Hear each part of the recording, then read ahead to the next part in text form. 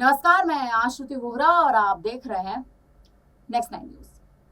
Bahujan Samaj party जो इस समय अपना वर्चस्व संभालने के लिए तमाम कोशिशें कर रही है, एड़ी चोटी का जोर लगा रही है। अब उसी बहुजन समाज पार्टी का देखा जाए तो वर्चस्व थोड़ा गिरता नजर आ रहा है। उसी बहुजन समाज पार्टी का आप देखें तो जमीनी स्तर पर जो हालात हैं वो थोड़े से डगमगाते नजर आ रहे हैं।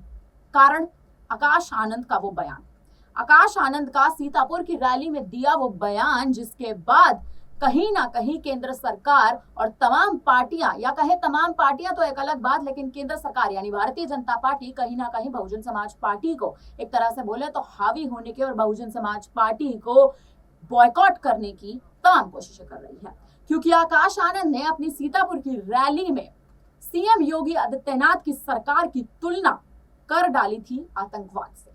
यानी उन्होंने अपनी बकायदा उन्होंने अपनी जनसभा में, अपनी रैली में उन्होंने भारतीय जनता पार्टी पर निशाना साधा और निशाना साधते हुए उन्होंने अपने बयान में ये तक कह डाला कि अगर भाजपा का कोई भी बंदा, कोई भी नेता अगर आता है तो जूते चप्पल मारकर उसको भगा दिया जाए। इतना ही नहीं, उन्होंने चंद्रशेखर आजाद के खिलाफ भी कई बार अनर्गल बयानबाजी की। लेकिन अब जब से आकाश आनंद के वो बयान जो है वो वायरल हुए, आकाश आनंद के जो बयान है वो सुर्खियों में आए हैं, उसके बाद से ही कहीं ना कहीं मायावती की टेंशन बढ़ चुकी है। आने वाले चुनाव के लिए तमाम जिन सीटों पर अब मतदान होने जा रहे हैं, उत्तर प्रदेश की 10 सीटों पर मतदान होने जा रहे हैं, वही बिहार की कुछ सीटों पर मतदान है। देखा जाए तो कहीं ना कहीं मायावती की जो टेंशन है वो अब बढ़ चुकी है, क्योंकि आकाश आनंद ने अपने बयानों के चलते अब बसपा की रैलियां रद्द करा दी है। कहीं ना कहीं आकाश आनंद एक तरह से देखें तो युवा के लिए, युवा वर्ग के लिए एक फ्रंट फेस है, एक मुख्य चेहरा है। लेकिन अब वही आकाश आनंद अपने बयानों के चलते इतने ज्यादा विवादों में घिर चुके हैं।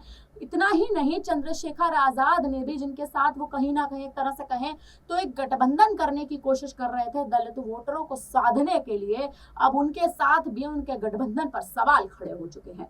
सवाल खड़े होने का सबसे बड़ा कारण ही यही है कि आकाश आनंद ने इतने विवादित बयान दिए हैं। आकाश आनंद ने अपनी जनसभाओं में कहीं ना कहीं केंद्र सरकार पर जिस तरह से निशाना साधा है, उसके बाद उनकी मुश्किलें, उनकी टेंशन अब बढ़ चुकी है। क्योंकि मायावती के पास अब उनका कोई फ्रंट फेस, मायावती के पास अब पार्टी को चलाने के लिए, पार्टी की कमान संभालने के लिए कोई भी मुख्य चेहरा नहीं बचा है। और कहीं ना कहीं मायावती इस बात को स्वीकार नहीं कर पा रही है कि आकाश आनंद ने गलती करी है, क्योंकि आकाश आनंद उनके परिवार में आते हैं, आकाश आनंद उनके भतीजे लगते हैं।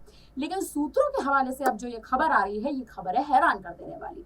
कयास लगाए जा रहे हैं कि चंद्रशेखर आजाद ने, जिनके खिलाफ आकाश आनंद ने तमाम बयान दिए थे, विवादित बयान दिए थे, अब चंद्रशेखर आजाद ने मायावती को एक तरह से कहें तो आकाश आनंद के समर्थन में एक पत्र भेजा है, यानी समर्थन पत्र भेजा है। जी हाँ, या ऐसा बोल सकते हैं कि वो समर्थन पत्र मायावती को आकाश आनंद के समर्थन में भेजेंगे।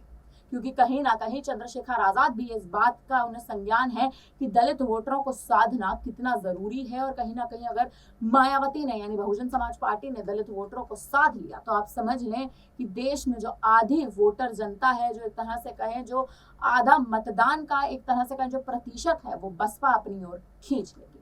कहीं ना कहीं अगर आकाश आनंद को वापसी करनी है तो आकाश आनंद को अपने उन बयानों के लिए माफी मांगनी होगी। लेकिन आकाश आनंद भी डटे हुए हैं। उनका कहना है कि वो अपने बयानों के लिए केंद्र सरकार से, सीएम योगी आदित्यनाथ से माफी नहीं मांगेंगे। तो अब सोचिए कि मायावती आखिर किस तरह से आगे बढ़ेंगी, मायावती आखिर किस तरह से अब अपनी चुनावी चाल चलेंगी। फिलहाल इस खबर पर, इस एनालिसिस पर अब आप क्या कहेंगे, हमें कमेंट करके जरूर बताइएगा। धन्यवाद।